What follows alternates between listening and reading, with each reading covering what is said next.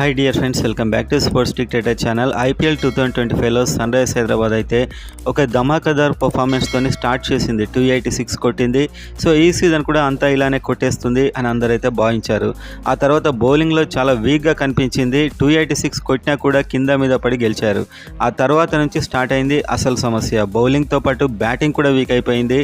బ్యాటింగ్లో కూడా 300 ఎక్స్పెక్టేషన్స్తోనే అయితే అవుట్ అవుతున్నారు. అండ్ టీంలో మెయిన్గా ఏంటంటే గెలవాలన్న కసి కనిపించట్లేదని మనకైతే కామెంట్స్లో చూసినా ఎక్కడ చూసినా కనిపిస్తుంది. ఫస్ట్ టైం కెప్టెన్ మీద కూడా విమర్శలు అయితే వస్తున్నాయి. సో ఎందుకంటే ఇండియన్ పిచెస్ మీద ఇండియన్ కెప్టెన్ ఉండాల్సింది అన్న కామెంట్స్ వస్తున్నాయి. గెలిచినప్పుడు ఎవరు ఏమన్నారు, కానీ ఓడిపోయినప్పుడు మాత్రమే లోపాలైతే బయటపడుతుంటాయి. అదైతే వాస్తవం. సో నెక్స్ట్ కేకేఆర్ మీద మ్యాచ్ అసలే rivalry match.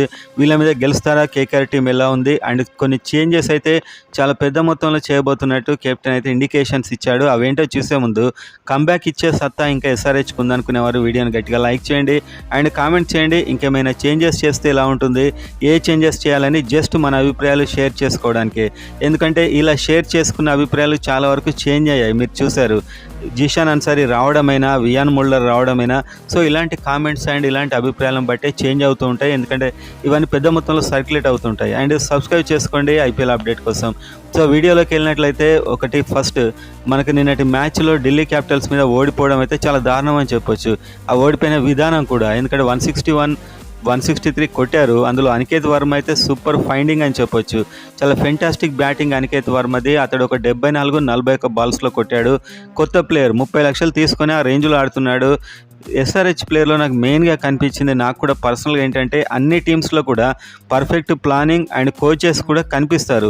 Batting coach batting చేసినప్పుడు చూపిస్తారు, బౌలింగ్ కోచ్ బౌలింగ్ చేసినప్పుడు చూపిస్తారు. వాళ్ళంతా కూడా ఒక రిథంలో, ఒక ప్లానింగ్లో ఉంటారు. నాకైతే ప్లానింగ్ కనిపించలేదు. సో ఒక వైడ్ బాల్ వేయడమైనా, స్లో బాల్స్ వేయడమైనా, ఇదంతా కూడా ఒక ప్లానింగ్ ప్రకారం మిగతా టీమ్స్ అన్నీ వెళ్తున్నట్టు కనిపిస్తున్నాయి. కానీ మన టీంలో ఎవరి స్వేచ్ఛ వాళ్ళకి ఇచ్చామన్నారు, అంటే దాని అర్థం ఎవరికి ఏం చెప్పమని అన్నట్లు వీళ్ళు తీసుకున్నారు బహుశా. సో మన బ్యాటింగ్ చూసినా కూడా ఏదో నిర్లిప్తంగా ఆడదాం అన్నట్టు ఆడినట్టయితే అనిపించింది. మొన్న అభిషేక్ శర్మ అవుట్ అవ్వడమైనా, నితీష్ కుమార్ రెడ్డి హిట్టింగ్ అయినా, సో ఒక ప్లానింగ్, ఒక గమ్యం లేకుండా అయితే ప్రజెంట్గా సాగుతుంది. అండ్ దీంట్లో 4వ ఫారిన్ ప్లేయర్ని పిక్ చేసుకోవడం అయితే ఒక సమస్య అయిపోయింది ఎస్ఆర్హెచ్కి. ఇంతకుముందు ఏ 4గురిని తీసుకుందామా అన్నంత స్ట్రాంగ్గా ఉండేది. కానీ ఈసారైతే 3 ఫిక్స్. ఒకటి Travis head, Pat Cummins and Heinrich Klaasen. వీళ్ళైతే ఫిక్స్. అండ్ 4వ ప్లేయర్ కోసం అయితే కింద మీద పడుతున్నారు. ఒకసారి ఆడన్ జంపా, ఒకసారి వియాన్ ముల్లర్, అండ్ ఇప్పటికి కూడా కమిందు మెండిస్ లాంటి ఒక మంచి బ్యాట్స్మెన్. సో ఇప్పుడు ఎస్ఆర్హెచ్ ఏంటంటే 20 ఓవర్ల పాటు బ్యాటింగ్ చేయలేకపోతుంది. మన వాళ్ళు ఒకటే హిట్టింగ్ చేయడమో, లేకుంటే ఎక్కడో ఆలోచిస్తూ రన్అట్లు అవ్వడమో, ఇవన్నీ చేస్తున్నారు. 20 ఓవర్లు ఆడలేకపోతున్నారు. కమిందు మెండిస్ ఈ సిచ్యువేషన్కి పర్ఫెక్ట్. కమిందు మెండిస్ మెల్లగా ఆడగలడు అండ్ ఫాస్ట్గా హిట్టింగ్ చేయగలడు, సిక్సెస్ కొట్టగలడు, లెఫ్ట్ హ్యాండ్ అండ్ రైట్ హ్యాండ్తో కూడా బౌలింగ్ వేయగలడు, మనకున్న ఆఫ్ స్పిన్నర్ సమస్యను కూడా సాల్వ్ చేయగలడు. సో ఇప్పుడు ఉన్నటువంటి ప్లేయర్ల కంటే చండాలమైన పర్ఫార్మెన్స్ ఏమి ఇవ్వడు కదా. సో కమిందు మెండిస్ మన ఉపఖండం పిచ్ల మీద ఎలా ఆడాలో అతడికి తెలుసు. మన మెయిన్గా బేసిక్గా స్పిన్ పిచ్చెస్ మీరు తీసుకుంటే ప్రతి టీంలో 2 క్వాలిటీ స్పిన్నర్లు, ఈవెన్ సిఎస్కేలో కూడా నూర్ అహ్మద్, జడేజా, ప్రతి టీంలో కూడా ఒక డేంజరస్ బౌలర్ అయితే ఉన్నాడు. ఒక 2-3 డేంజరస్ బౌలర్స్ ఉన్నారు. ఇప్పుడు ఎస్ఆర్హెచ్ టీంని తీసుకుంటే ఒక డేంజరస్ బౌలర్ కూడా కనిపించట్లేదు. దీనికి ఇంకొక మెయిన్ కారణం Pat Cummins and Mohammed Shami ఇంజురీతో వచ్చారు వాళ్ళు. అండ్ నితీష్ కుమార్ రెడ్డి కూడా ఇంజురీతో వచ్చాడు. సో టీం అంతా ఇంజురీస్తో ఉంది. ఈవెన్ ప్యాట్ కమిన్స్ కూడా బౌలింగ్లో అంత మంచి పర్ఫార్మెన్స్ అయితే ఇవ్వట్లేదు. సో మొత్తానికి టీంలో ఇంకొక చేంజ్ జరగాలి అనుకుంటే మాత్రం ఫారిన్ ప్లేయర్ విషయంలో ఇంకొకటే ట్రై చేయాల్సింది కమిందు మెండిస్ అయితే ఒక 8th or 9th 7th ఈ డౌన్లో వచ్చి కొంచెం వికెట్లను కాపాడుకోగలడు అండ్ కనీసం స్పిన్ అయినా వేయగలడు. ఎందుకంటే ఫారిన్ బ్యాట్స్మెన్ వచ్చినప్పుడు ఈ స్పిన్తో అవుట్ చేయొచ్చు. కమిందు మెండిస్ అవుట్ చేసే సత్తా ఉన్నటువంటి స్పిన్నరే. సో ఈ ఒక్క చేంజ్ చేస్తే సరిపోతుంది. అండ్ మ్యాచ్ అయ్యాక ప్యాట్ కమిన్స్ మాట్లాడుతూ మేము ఒక 2-3 తప్పిదాలు చేశామని అతడు ఒప్పుకున్నాడు. సో ఈ చేంజెస్ అయితే చేస్తారని నాకైతే అనిపిస్తుంది. అండ్ బ్యాటింగ్లో మెయిన్గా అనికేత్ వర్మ, ఇంకా ఆర్డర్లో ఇతన్ని ముందు పంపించవచ్చు, 1 డౌన్లో కూడా పంపించవచ్చు. కేకేఆర్ మీద స్పిన్నర్లను చాలా బాగా హిట్టింగ్ చేస్తున్నాడు. కేకేఆర్లో మీరు చూసుకుంటే మన సన్ రైజర్స్ హైదరాబాద్ బ్యాటింగ్ అయితే ఇలా ఒక రోజు ఆడితే 2 రోజులు ఆడకుండా తయారైంది. అండ్ వీళ్ళని కట్టడి చేయడానికి వాళ్ళ వాళ్ళకు మిచెల్ స్టార్క్ పోయిన సంవత్సరం ఉండేవాడు, ఈ సంవత్సరం అయితే లేడు. సో ఈసారి వీళ్ళకి హర్షిత్ రాణా ఎవరైతే ఎస్ఆర్ఎస్తో పెట్టుకున్నాడో పోయిన సంవత్సరం అతడు ఉన్నాడు. అండ్ అదేవిధంగా వైభవ్ అరోరా ఉన్నాడు. సో వీళ్ళిద్దరిని మేనేజ్ చేయొచ్చు బ్యాటింగ్ అని నేను అనుకుంటున్నాను. అండ్ స్పెన్సర్ జాన్సన్ అని ఇంకొక ఫాస్ట్ బౌలర్ ఉన్నాడు, ఒక అనూహ్యమైన యార్కర్ వేయగలడు. సో ఇప్పుడు ఎస్ఆర్ఎస్ టీంలో Abhishek Sharma and Travis Head ఆడితేనే ఒక 250 వస్తేనే మనం గెలుపు ఆశలు అన్నట్టుగా ఉంది. సో వాళ్ళిద్దరు కనీసం ఒక 50 దాకైనా ఉండాల్సిన అవసరం అయితే కనిపిస్తుంది. ఆ తర్వాత ఇషాన్ కిషన్, సో ఇతడి ఫామ్ అయితే మెల్లమెల్లగా దూరం అవుతుంది. 2 మ్యాచ్లు ఆల్రెడీ ఫెయిల్ అయ్యాడు, ఇంకొక మ్యాచ్ ఫెయిల్ అయితే ఇతని మీద చాలా ప్రెషర్ వస్తుంది. సో కనీసం చూసుకొని ఒకవైపు నిలకడగా ఆడే రోల్ తీసుకున్నా బాగుంటుంది ఇషాన్ కిషన్, ఎందుకంటే ఇతడి మీద అందరి కళ్ళు అయితే ఉన్నాయి. ముంబై ఇండియన్స్ విడిచిపెట్టింది, ఇండియన్ టీం విడిచిపెట్టింది, కంబ్యాక్ ఇచ్చాడు అని మనమే పెద్ద ప్రచారం చేసుకున్నాం. కాబట్టి ఇతడు ఖచ్చితంగా కాస్త చూసుకుని పర్లే. అండ్ నితీష్ కుమార్ రెడ్డి కూడా కొద్దిగా టచ్లో అయితే కనిపించట్లేదు, ఇతని షాట్స్ తాకట్లేదు, పోయిన సీజన్లో ఇతడు అనిపించట్లేదు, ఇతనికి బౌలింగ్ కూడా ఇవ్వట్లేదు. సో మ్యాచ్లో ఇతను ఇన్వాల్వ్ చేయట్లేదు క్యాప్టెన్. అండ్ మెయిన్గా క్యాప్టెన్ కూడా ఈసారి ఎవరిని ఎలా వాడాలో కాస్త కన్ఫ్యూజ్ అవుతున్నాడని అయితే స్పష్టంగా అర్థమవుతుంది.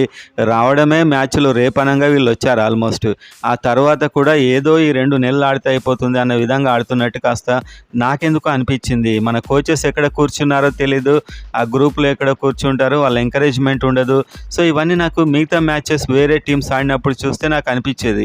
ఎందుకంటే మన డగౌట్ వైపు చూసినప్పుడైనా కోచెస్ని మనం వెనుకలాడాలి, ఏ మూల కూర్చున్నారు అని చెప్పి అలాంటిది. సో కొంచెం యాక్టివ్గా శిబిరం, కొంచెం యాక్టివ్గా మ్యాచ్లో ఇన్వాల్వ్మెంట్లా ఉంటే బాగుంటుందని నేను అనుకుంటున్నాను. మరీ ఫ్రీడమ్ ఎక్కువ ఇచ్చేశారు, మీ ఇష్టం ఉన్నట్టు ఆడుకోండి వెళ్ళండి అంటే వాళ్ళు ఇష్టం ఉన్నట్టు వాళ్ళు ఆడుతున్నారు. సో మొత్తానికైతే Nitish Kumar and Aniket Varma, Heinrich Klaasen and ఇప్పుడు మెయిన్ సమస్య ఏంటంటే అభినవ్ మనోహర్. సో ఎమర్జెన్సీగా ఇమ్మీడియట్గా అభినవ్ మనోహర్ని తీసేసి అథర్వ టైడే ఆర్ సచిన్ బేబీ ఇద్దరిట్లో ఒకరిని పెట్టుకుంటే బెస్ట్.